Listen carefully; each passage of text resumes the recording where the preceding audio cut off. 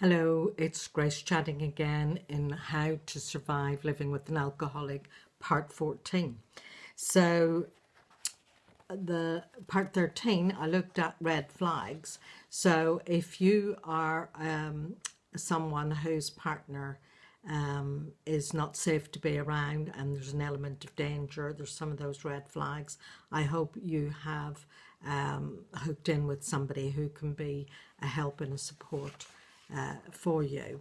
For the rest of you who are feeling able to tackle this now, I'm going to give you a brief little framework to use for having the conversation. So first of all, you would pick your moment. Now, if you get one of those nights where he says, oh, well, I'm just going to meet up with Mike for we'll just have one drink, you know, that famous one drink that turns into an all-night session. And he finishes up coming in at 1 or 2 o'clock in the morning and makes a racket, disturbs the kids, wakens you up and says, where's my dinner? You know, that kind of a scenario where you are just so furious and so beside yourself that here he is again, apparently selfishly just disturbing the whole household, and you've got to go to work the next morning, and he wants his dinner at 2 o'clock in the morning, and you are really feeling this is it. So don't talk to him at any time when he's drunk, because it's just a total waste of time. But when you get one of those episodes, the best thing is to wait until the next day, because on the next day he'll be feeling rough anyway. He'll be hungover.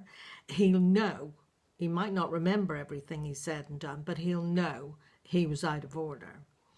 And actually, if you're really serious and not just being a martyr or a victim, that is the time to have the conversation. And I've said to you before, don't make threats. Threats really just don't work. There's no point you saying, oh, that's it, I'm going to leave. If you don't mean to, if you haven't got a plan to do that, don't say it. But if you really are at the end of your tether and you really are wondering, is it always going to be like this? Then you have to pick your moment. So here's the framework for the conversation to have later in the day after the night before. So if you've got your journal, pause this video, go get your journal and make a note of this. And write going down DESC. So the D stands for describe the situation. E is for express how you feel. S is specify what you want. And C is consequences.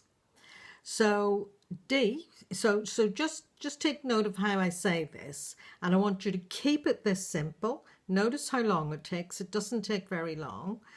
Keep it simple, practice it until you have got it off pat and it's clear what you want to say. So you would say something like this. John, we've been married for 15 years, and in the early stages we were quite young then when we first got married, and we used to drink quite a bit, and you know, it was all a bit of fun and we were young.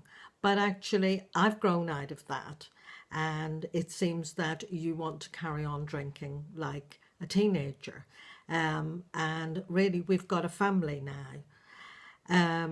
I've asked you several times before to see about your drinking, because I've indicated that I'm not happy with it and nothing's happened.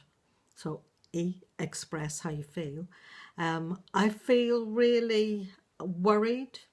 I worry about what's going to happen to you, your health.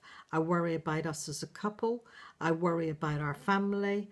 What does our future hold, and is it always going to be like this? I feel really sad that alcohol plays such a big part in our relationship. I feel it's been a real loss to us, all the time that you spend at the pub or in the club, the times that we don't have as a family. It's a great loss to me, and I feel really hurt and yes, frightened for the future. So now specify what you want. I want you to get some proper professional help. I've heard you say several times, oh, you'll cut it down. Oh, you won't drink spirits, you'll just drink beer. I've heard all of those times that you've been going to do it, and it hasn't worked, because here we are again with you coming in very late, disturbing the whole household, and we're all tired today, and the kids have got to go to school and I've got to go to work, and I'm not prepared to tolerate that. So I want you to get some professional help. I've got a telephone number for somebody in AA if you want to go there.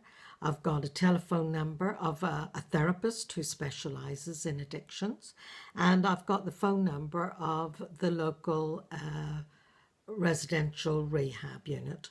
So, John, it's up to you to pick one of those, and perhaps we can have a conversation about this later on when you've had time to think about it. So I'm going to leave that with you for now. But the consequences are, if you don't get some help, this marriage is going to be over, because I know now I am not prepared to tolerate living like this any longer. So that's the conversation. Practice it, stick to that, don't stray outside of that. Don't throw in all the times that he's behaved badly before. Just stick to what I've said within the, write out what you want to say, the DESC, describe the situation, express how you feel, specify what you want and what the consequences are if that doesn't happen. So I hope that works for you, but do practice it first. And in the next video, for those who did have some red flags, I will say some more about what you need to do next. So bye for now. And don't forget to like the videos, put your comments down below. It helps for me to know whether you're finding these useful and what your specific issues are. And if you tell me what your specific issues are, then I will make some videos to address them. So bye for now.